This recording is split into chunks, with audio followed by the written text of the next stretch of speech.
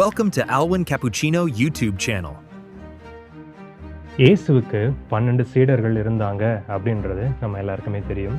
இந்த 12 சீடர்களும் இயேசு இறந்ததுக்கு அப்புறம் பல இடங்களுக்கு சென்று நற்செய்தி அறிவித்தார்கள் அப்படின்றது நம்ம எல்லாருக்குமே தெரியும்.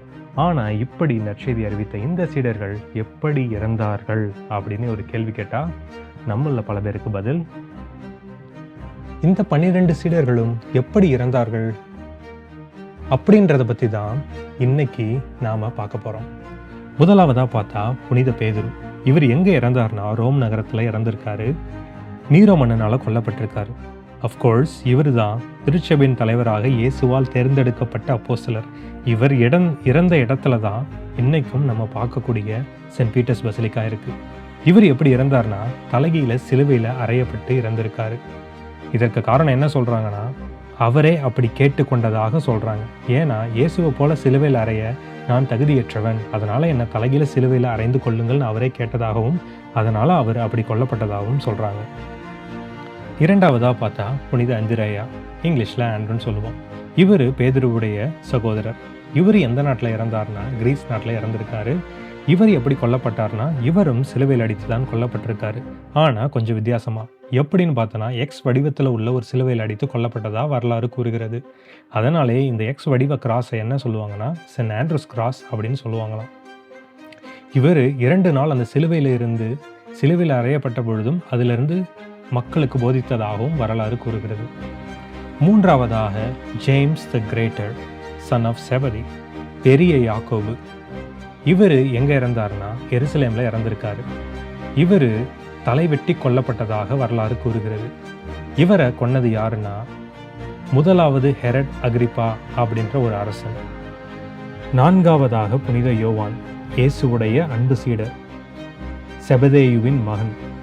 இவர் எங்க இறந்தார்னா எபேசஸ் நகரத்துல துருக்கி நாட்டில் இறந்தாரு. இந்த யோவானுக்கு ஒரு தனிப்பட்ட ஸ்பெஷாலிட்டி இருக்கு. என்னன்னா மற்ற திருத்தூதர்கள் எல்லாமே மறைசாட்சியா கொல்லப்பட்டவங்க.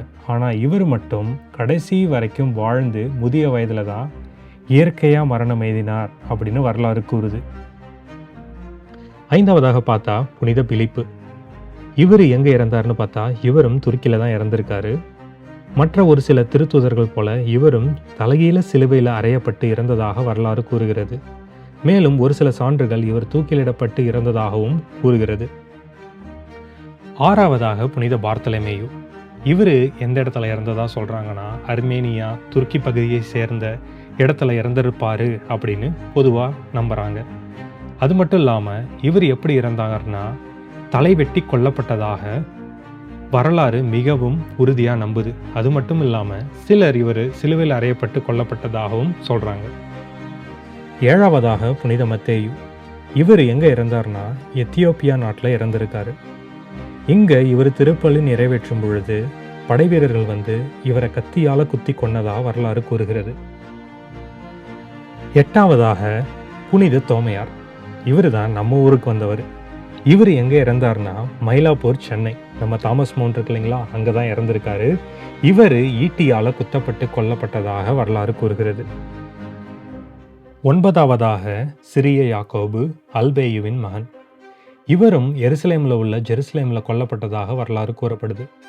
இவர் பொதுவாக எப்படி கொல்லப்பட்டதாக நம்பப்படுறாருனா அங்கே உள்ள கோவிலின் மேற்பகுதியிலிருந்து கீழே தள்ளப்பட்டதாகவும், இல்லைனா கற்களால் எரியப்பட்டு கொல்லப்பட்டதாகவும், அப்படி இல்லைனா அவர் கோயிலிலிருந்து கீழே தள்ளப்பட்டதுக்கு அப்புறம் தடியால் அடிக்கப்பட்டு கொல்லப்பட்டதாகவும் வரலாறு கூறுகிறது.